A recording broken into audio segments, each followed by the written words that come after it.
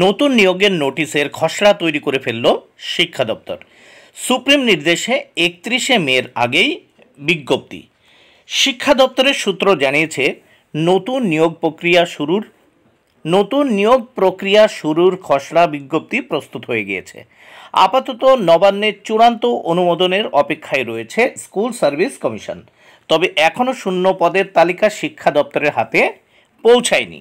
তবে এটাও বলা যায় যে বর্তমানে যে একটা প্রতিবাদী পরিস্থিতি তৈরি হয়েছে বিকাশ ভবনের সামনে, তার জন্য কিন্তু এই নোটিফিকেশনটা 25 তারিখের আগে আসতে পারতো, সেটা হয়তো সম্ভব নয়।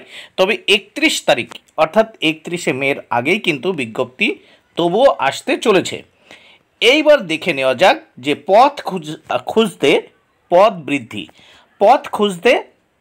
বৃদ্ধি অর্থাৎ এই যে নবম, দশম, একাদশ, দ্বাদশ শ্রেণী, গ্রুপ সি এবং গ্রুপ ডিতে এই যে নিয়োগ প্রক্রিয়া সম্পন্ন হবে, সেক্ষেত্রে নতুন যে পদ, সেই পদের সংখ্যা কত বাড়তে চলেছে, অর্থাৎ বাড়তি পদ কত হতে চলেছে, সেটার কিন্তু একটা আভাস পাওয়া গেল। অর্থাৎ আপাতত যেটা জানা যাচ্ছে যে 14,977টি নতুন পদ বাড়তে চলেছে, অর্থাৎ নতুন পদ কিন্তু হতে চলেছে। তাহলে সেক্ষেত্রে হিসাবটা দেখে নেওয়া যাক। এখানে নবম, দশম শ্রেণীতে তৈরি হয়েছে 1932টি পদ এবং আরও তৈরি হবে 1077টি পদ। একাদশ, দ্বাদশ শ্রেণীতে 247টি পদ আপাতত তৈরি হয়েছে এবং 2321টি পদ আরও নতুন করে তৈরি হবে। গ্রুপ সির ক্ষেত্রে 1102টি পদ তৈরি হয়েছে, আরও 1981টি পদ তৈরি হবে।